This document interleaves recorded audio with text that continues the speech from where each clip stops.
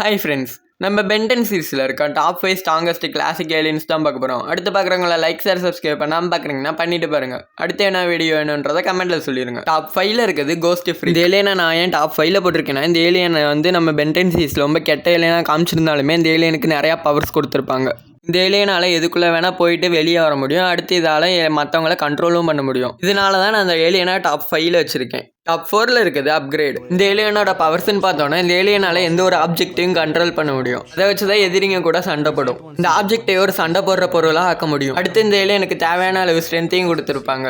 Top 3ல் இருக்குது four arms. இந்த ஏலியனோட பவர்ஸ்ன்னு பார்த்தோன்னா இதோட ஸ்ட்ரென்த்து தான். இன்னும் எக்ஸ்ட்ராவாக சொல்லணும்னா, இந்த ஏலியனால் பயங்கர ஹைட்டாக ஜம்ப் பண்ண முடியும். அடுத்து இந்த ஏலியனுக்கு பயங்கரமான டியூரபிலிட்டி இருக்கும். அடுத்து ஒரு பயங்கர பவரான சானிக் கிளாப்பையும் பண்ண முடியும். அடுத்து ஒரு ஹீட்டையும் ஓரளவு தாங்கிக்கிட்டு சண்டை போட முடியும். இதனாலேயே அவரை நான் 3rd பிளேஸில் போட்டிருக்கேன். டாப் 2ல் இருக்குது ஹீட் பிளாஸ்ட். பர்சன்ட் எபிலிட்டிஸ் தான் பார்க்க போகிறோம். ஹீட் பிளாஸ்டோட ஸ்பீசிஸ் வந்து பைரோனைட். இதோட ஹோம் வேர்ல்டு வந்து பைரோ. ஹீட் பிளாஸ்டோட பவர்ஸ்ன்னு பார்த்தோன்னா ஃபயரை யூஸ் பண்ணி தான் இவர் அதிகமாக சண்டை போடுவார். அது மட்டும் இல்லாமல் இவர் ஃபயரில் சர்ஃபிங் பண்ணுவார். அடுத்து அதை அப்சர்வும் பண்ணுவார். இது முக்காசி பென்டன் சீரீஸில் நம்ம ஃபயர் டைப்பை தான் ஃபஸ்ட்டு நம்ம பென் யூஸ் பண்ணுவோம். இந்த ஏலியனோட ஃபயர் பவர் எவ்வளோ இருக்குன்னா, நம்ம தரையவே உருக்கிற அளவு இருக்கும். இது நம்ம ஹீட் பிளாஸ்டோட வீக்னஸ்னு பார்த்தோன்னா, நம்ம ஹீட் பிளாஸ்டோட ஹோம் வேர்ல்டில் இருக்க இன்னொன்று ஸ்பீசிஸ் ஆன ராப்டோசர்ஸ் தான் நம்ம ஹீட் பிளாஸ்டோட பயங்கரமான வீக்னஸ். ஏன்னா நம்ம ஹீட் பிளாஸ்டோட பவரான ஹீட்டை வச்சு அந்த ஏலியனை ஒன்றும் பண்ண முடியாது. டாப் 1ல் இருக்குது டைமண்ட் ஹெட். டைமண்ட் ஹெட்டோட ஹோம் வேர்ல்டு வந்து பெட்ரோபியா. இதோட ஸ்பீசிஸ் பேரு பெட்ரோசேப்பியா. டைமண்ட் ஹெட்டோட ஹோம் வேர்ல்டான பெட்ரோபியால 3 வகையான ஸ்பீசிஸ். டைமண்ட் ஹெட்டோட பவர்ஸ்ன்னு பார்த்தோம்னா அதோட கிறிஸ்டல்ஸ் தான். நம்ம டைமண்ட் ஹெட்டால கிறிஸ்டல்ஸ் நிறையவே உருவாக்க முடியும்.